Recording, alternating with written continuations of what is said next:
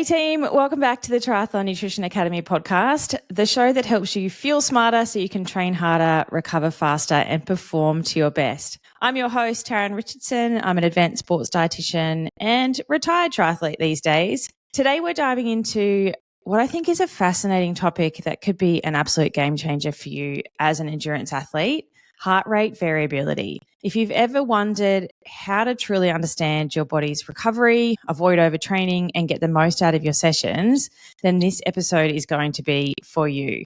I'm joined by Daniel Roland from HRV 4 Training with the number 4, an app designed to help athletes track their HRV and use that data to make smarter training decisions. Daniel is going to break down what HRV actually is and why it matters for us as triathletes, how tracking HRV can help you train smarter and avoid burnout and overtraining, practical ways to interpret the data, which is the most important part, and potentially adjust your training accordingly, and the impact of sleep, nutrition, and stress management on HRV. I've personally been experimenting with HRV for training myself lately, and I love it how it just provides that real-time insight into my recovery, my training readiness, and how shit my sleep was the night before. So I'm excited to bring this conversation to you to help you unlock another level of performance. Alrighty, let's get into it. Welcome to the podcast, Daniel. Yeah, thank you very much for having me. It's great to speak to you and speak to your audience. I'm very excited to get all nerdy, so make sure you get real nerdy about HRV. But to set the scene for people that haven't really heard about it before or don't really use it or have never thought about using before, what actually is heart rate variability and why should we be paying particular attention to it? Yeah, so heart rate variability is a measure of the variability in the timing between each heartbeat. So our hearts don't beat at a constant frequency. So if you think about when you wake up in the morning and your heart rate is 60 beats per minute, that doesn't mean that your heart is beating every single second. There's a little bit of difference, and that difference is the heart rate variability. So one heartbeat might be 0.9 seconds to the next one, and then maybe 1.1 to the next one, 1 second, and it changes. And what we're trying to do with heart rate variability is measure that variation between the timing of each individual heart rate beat. Why this is important is that heart rate variability is a good proxy of the autonomic nervous system. So the autonomic nervous system has two branches, the parasympathetic and the sympathetic nervous systems. And these sort of have colloquial terms that we associate with them. So fight or flight is when your sympathetic nervous system is activated. And when your sympathetic nervous system is activated, you're ready to go into that state of fight or flight, to escape or to fight to combat, or you might just freeze. But your heart is in a very good state to react. And in this case, it's beating very regularly. So your heart rate variability when you're in a state of stress, in a state of sympathetic activation, is very regular, and the heart rate variability is low. The alternative to that is the parasympathetic nervous system, and we call this sort of a rest and digest state. And when you're in that state, your body's much more relaxed. It's not under a state of stress, and your heart rate variability is much greater because you don't need to react to something. So the measure itself is a proxy for your autonomic nervous system, and your autonomic nervous system is indicating the level of stress that you're under. So we have now an objective measure to try and assess your level of stress each day, and then you can start using that for different things. There you go. It's so cool, which is why, I'm not doing triathlon training at the moment, but I've been using it in my life to get a measure of my stress levels and make some sense of maybe how I wake up or feel in the morning. So I've been using your app, the HRV 4 with the number 4 training. Yeah. What actually inspired the creation of that? And I guess what makes it different to other methods of HRV tools on the market? Because I know a lot of people will be using it, whether it's on a ring or a band, or Garmin does one. I don't think it's particularly good, but there's lots of tools out there. Tell me about HRV for training. Fantastic. Yeah. So HRV for training is an app that you have on your smartphone, and it was designed by our founder and creator, Marco Altini, who's a computer scientist, and he's always been interested in embedded systems and how the body reacts to different stimuli. And one of the things that he came up with, and this is something that does make HRV for training unique, is that he found a way to take a camera-based measurement of your heart rate variability. So cool. Yeah, it's great. So just like you said, there are many different sensors that you can use. There's Oura rings, Whoop bands. You can also use your chest strap if you're a triathlete, you might have a Polar H10 or some sort of Garmin Bluetooth enabled chest strap. And all of these things are different sensors that you can use to measure heart rate variability. And it's great. Everyone has access to it now, just about. But the convenience of being able to take that measurement every morning with just your phone, not having to wet a heart rate chest strap, and also not having to wear a ring and those sort of things is one of the differentiators that we have as HRV for training. So we see that a lot of our athletes are just a lot more compliant because the process is much easier in the morning. It's a 1 minute measurement. All you need is your phone. Probably have your phone next to your bed already. You don't need to search for your chest strap and those sorts of things. And then the other key difference I would say that we have at HRV for training is how we look at the data. So we try to present the data in an almost raw form that the users can then interpret themselves. So the number that you see when you take a measurement in the morning from HRV for training, that is your HRV. We show it in the metric of RMSSD, but many different devices like Garmin and Whoop and those sorts of companies, they create a sort of algorithmic value. We don't know what's included in that value, and it tries to tell you whether you're ready or not to train.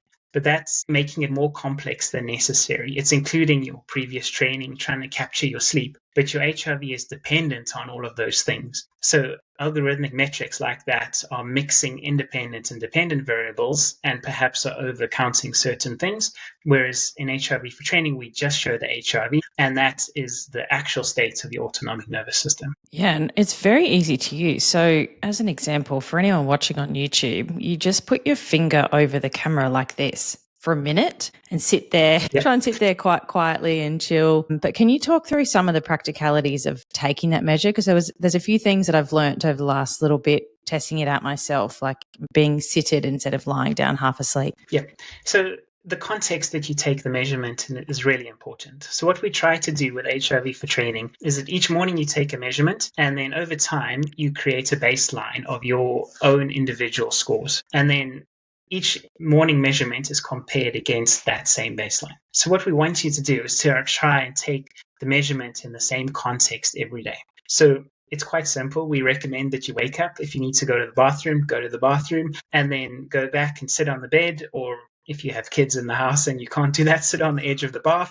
But the idea is to take the same routine. Wake up, go to the bathroom, sit down in a seated position, use your phone, take the measurement. The measurement itself takes 1 minute. You just need to cover the camera and the flash on your camera and the flash on the back of your phone. Mm-hmm. And then there's a subjective questionnaire after that, exactly like that. The camera needs to be covered fully, the flash partially, just so that there's a source of light. What if you've got, 2 or 3 camera holes? I've just been putting my finger on one. Yeah. That seems to work. One of the cameras will be used. So we have in the app, there's a practice mode. So you can find that in the app. And when you go into the practice mode, when you cover the correct camera, it will show you that you're covering the correct one, and then you use that for your measurement. So you only need to cover one. You might have to hold your phone in a slightly unusual position, because with each new generation of phone, they change the arrays. There used to be just one camera, now there's 2, and now 3, and all sorts of different ways that the phone cameras are set up. But only one camera will be used, and you can test which one that is in the app itself. Okay, awesome. So what are some of the key benefits of monitoring heart rate variability for triathletes specifically? Think endurance athletes do a lot of training, triathletes in particular do a lot of training. What are some of the key benefits that they'll get from monitoring this? Yeah. So at the highest level, we say that it's telling you how stressed your body is. And the level of stress that you have at each day will dictate how much additional stimulus you can adapt to in your training. So that's the way we try to explain it as a metric, is to say, when you're in a very stressed state, if you add more load, you might not adapt to that load. So having a very hard day when your body is already under a state of stress might not be that beneficial. And there's research and studies that have been done that have tested different ways of organizing your training. So you might be using a fixed schedule where you have just your normal track Tuesday, hard swim on Thursday, long ride on the weekend, or a schedule where you vary by using HRV to assess, am I in a good state to adapt to the training load today? And when they compared these two different schedules, the athletes who followed an HRV guided training actually did less hard and less long sessions than the athletes who followed a fixed training plan, but the athletes following the HRV guided training were faster at the end. So it was loading at the right time and loading in a way that they could adapt to the training. So we know this intuitively anyway, right? Yes. If you're really tired and you wake up and you're not feeling good, you're not going to have a great training day. And that's not necessarily the best time it's a useful time to measure HRV. But for me and the athletes that I coach, I find that it's sort of the edge cases where you wake up and you think, well, am I really tired or am I just being a bit lazy today? Should I go out and train hard, or am I a little bit cooked at the moment and need to take a slightly easier day? And those edge cases where you're not sure whether you should just push or not, or you need to rest, it can help you make a decision in that state because you have an objective measure to assist you.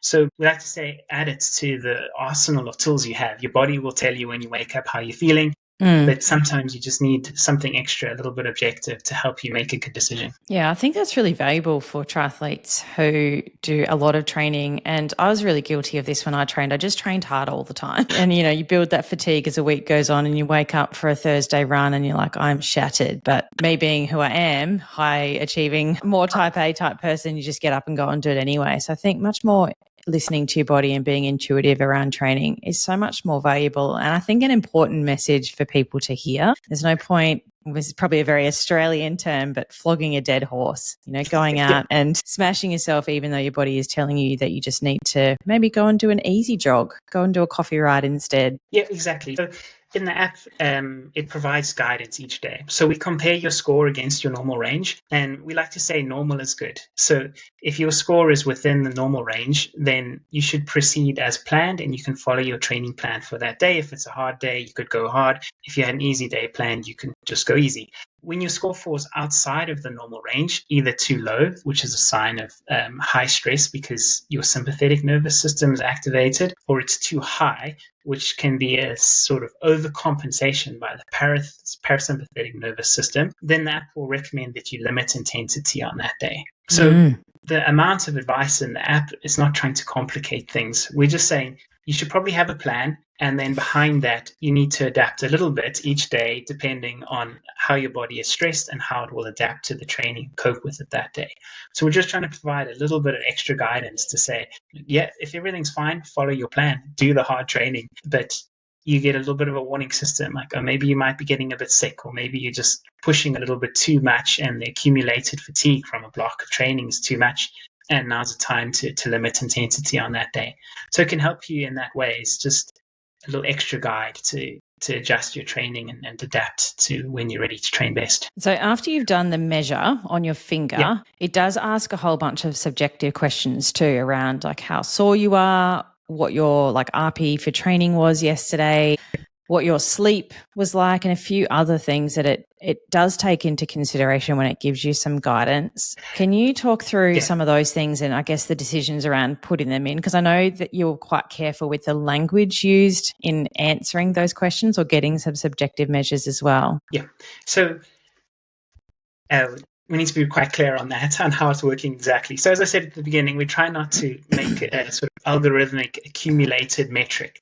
So we show HRV, and the guidance is based purely on your HRV and whether it falls into the normal range or not. There are two exceptions to that. If you report being injured or you report being sick, then we will tell you to limit intensity. Okay. The other questions that appear in the subjective questionnaire, and there's a range, and you can choose to turn some on and turn some off and use whichever ones you want, but you're able to track your sleep, as you said, your previous day's training intensity. You can also link to Strava, for example, and bring in your training sessions so that you have a record of your training in the previous days. You can add things like whether you drank alcohol, lifestyle, stress, all these sorts of factors. Those don't adjust your score on the day. The score is your HRV score for the day. But in the app, we have a whole range of analysis and different correlations. And what we can use that for is to say, how does your HRV change over time? And how does it change in relation to these factors? And in that way, you might find that you're particularly sensitive to something. So sometimes we see, for example, some athletes are very sensitive to travel.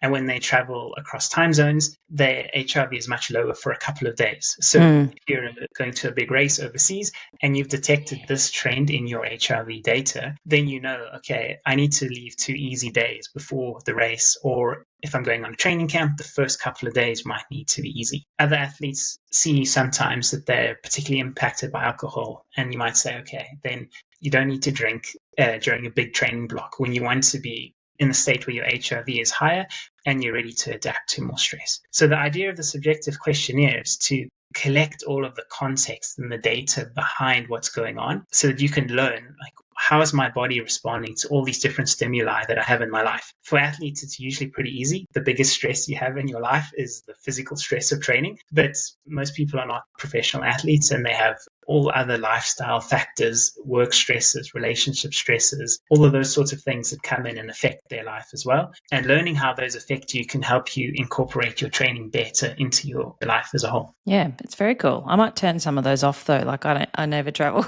Yeah, there's an option. So there's a whole lot of tags. You can turn some on, turn some off, whichever you like.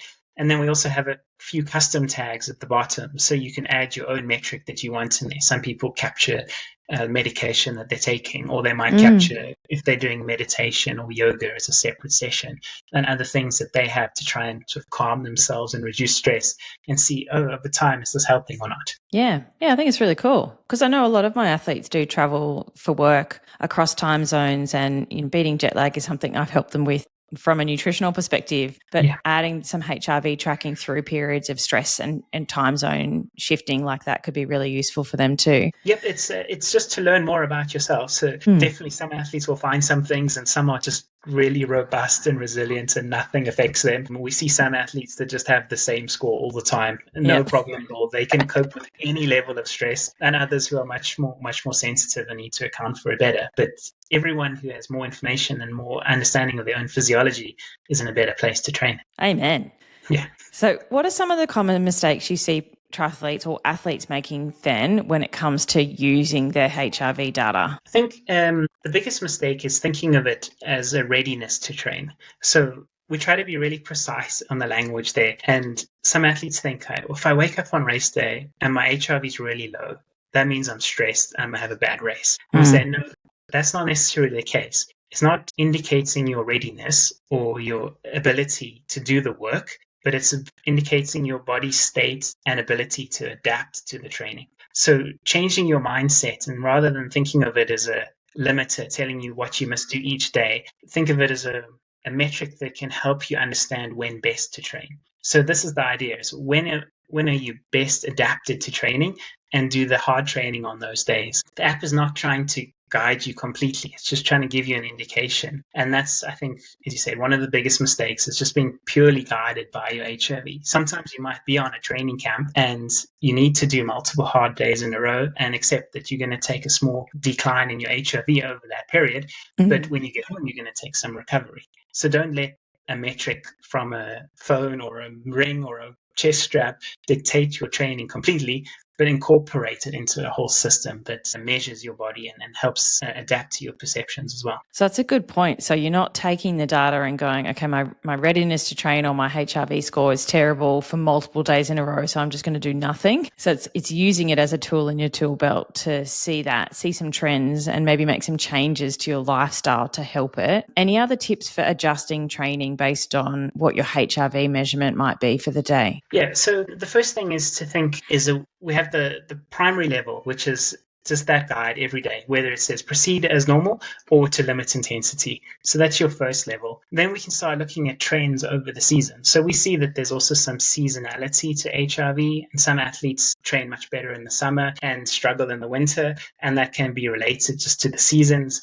There can be a relationship to your work week and those sorts of things. So some athletes are able to train better, particularly on Sundays and those sorts of things. So I'd say the first level is use just the simple guide that says whether to proceed as planned or not, or to limit intensity, and then dive into the analysis that we have in the app and try and find out your own rhythms and your own cycles of training, that when things work best for you. So start at the highest level and then start digging deeper into the data to see if you can find certain little things that work best for you, like those examples that I gave around travel. Some people might find things like that. You might find that you go out for a big party every Friday night and then your training on Saturday is terrible. Triathletes don't do that. What are you talking about? Possibly after races, I think that might not be the case, Yeah. but it's finding those patterns that suit you rather than just trying to use a metric. So that's why we're preaching a sort of holistic system of over the season, over the year, and finding out when the best time for you to train is. I haven't seen this because I haven't gone looking, but is there any way to track menstrual cycle through the app as well? Yes. So one of the tags that you're saying you want to turn some of them on and off, one of them we have is the menstrual cycle that's available in the app. So that's something that you can track as well. Yeah, that's really exciting because I know that there's a lot of females listening that are probably like, I feel terrible at this particular phase of my cycle. And there's lots of tools to track and measure that now. But it'd be nice to align that with HRV as well. Yeah, so if you turn that tag on, you can report on that in the subjective questionnaire. You'll have your HRV data as well, and also your training data. So you can look at all those three different components and see. And again, it's really personal. So we see some female athletes who just have consistent HRVs, are able to train consistently throughout the month, and some that really need to try and adapt their training and then have certain periods of the month where they don't want to train as hard or need to adjust their training to suit them. So that would be something, as an example, that you can learn more about. It can be your period, or you can learn about strength training that can have a different impact on you. That's why the muscle soreness question is included in there. Travel, alcohol, sleep, all of those things, and learning those things about yourself. You might find I'm very sensitive to sleep, and if I go on a training camp, I need to make a plan to get to bed an extra 30 minutes earlier. Yeah, awesome. Thank you. I'll go and find that because that's a really exciting area, I think. And I encourage all of the female athletes that I work with to just start tracking, like get an idea of what is your story and what is going on for you, because there might be, recommendations that this happens at this phase of the cycle. Like personally, I don't follow those. I have my own little rhythm. And the only way to figure that out is to start using yourself as your own experiment and tracking that information over time. Exactly. That's what we try to provide. And I said there are three sort of custom metrics. So if you have other things, other impacts on your life, you can also track those as well. Medication can be big things, but you can also do things on the parasympathetic side where you're promoting recovery and see, is that helping? If you do a yoga session or meditation or a biofeedback breathing session, does that have an impact and benefit me? So we can look at both positive and negative stresses and capture those influences on us. Yeah, so cool. Yeah. So can we talk about those factors then that may affect HRV? So, sleep, nutrition, and stress management. I guess first step is tracking that stuff and then I guess optimizing that for HRV. Do you have any data or have some stories around how that works? So this is where HRV is really interesting. So we say that HRV is a very, very sensitive measure, but it's not specific. So it's not specific to any type of stress. It's not only your training stress that will impact your HRV. Your body doesn't know the difference of what the stress stimulus was. So if you're in a stressed state, your autonomic nervous system will react in the same way, regardless of what that stressor is. The size and magnitude of that stress will impact your HRV. So we're trying to capture all of those different things. And as you said, it can be travel, sleep.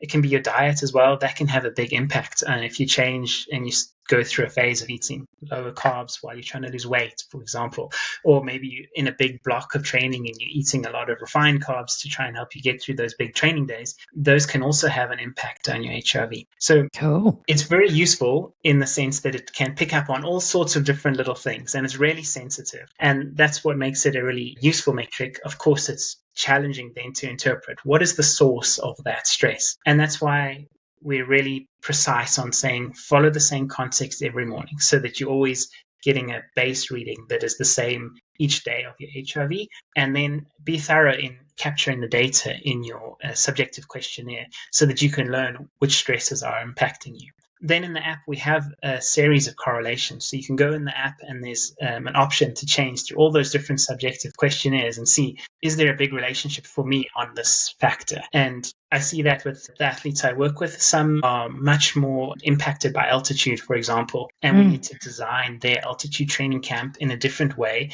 to other athletes who are less sensitive to altitude. Some are very sensitive to heat training. So if we go to a hot environment, or if they're preparing for the first race of the season after the winter in Europe, and we know that it's something that impacts them a lot, training in the heat, we try to introduce heat training sessions indoors on the trainer or on the treadmill, but prior to that, for those athletes who are more sensitive.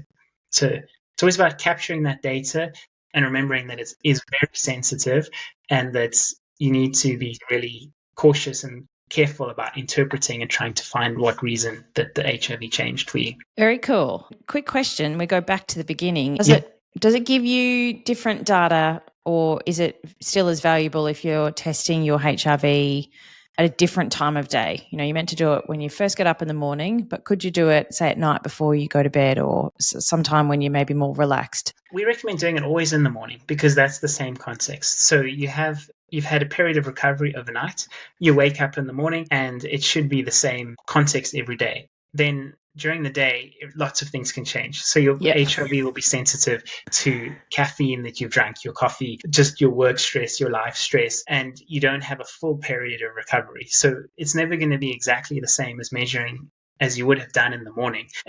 People do experiment and try and take different measures, but for us, all you need is that individual 1 minute measurements in the morning in the same context every day, and make adjustments from day to day. Don't try and adjust during the day. It just becomes too complex and there's too many factors to try and account for. Yeah, thank you. I just had that thought while you're talking, and I'm like, hang on, I'm going to ask this one just in case somebody else was thinking the same thing. Yeah, we've tried different things, measuring before sessions and after sessions and trying to assess how they impact HRV, and is that a way to measure the adaptability of the body in the session itself. And it just there's too many variables and too much complexity that comes into that you can't account for.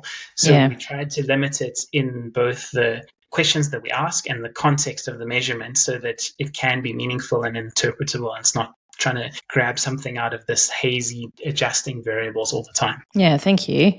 So if you could give one piece of advice to the triathletes listening about using HRV to leverage better performance, what would it be?